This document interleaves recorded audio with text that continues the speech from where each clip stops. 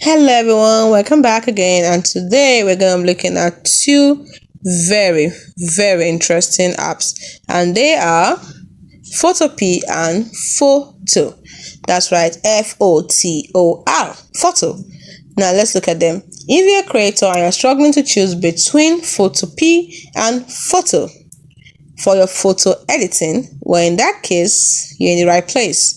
We're going to break them down for you in this video so it will be easier for you to find out or pick the best tool for your needs. Let's dive in.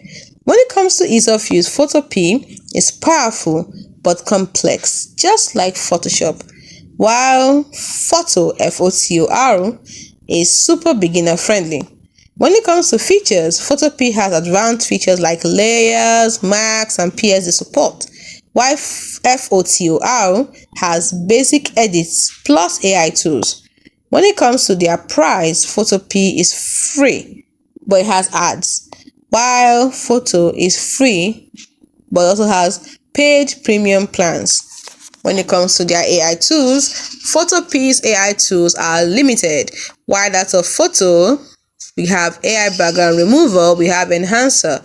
When it comes to the device support, Photopea supports, it works anywhere because it's web-based, while Fotor has web and it also has mobile app. Then lastly, we are going to examine, their speed. Photopea is fast because it has no installation. No installation is needed for Photopea.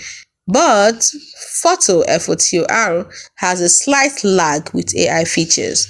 In summary, Photopea is like a free Photoshop, which is great for pros, and Fotor, Fotor, is perfect for quick AI-powered edits. So pick Photopea for power, while pick Fotor Photo for simplicity.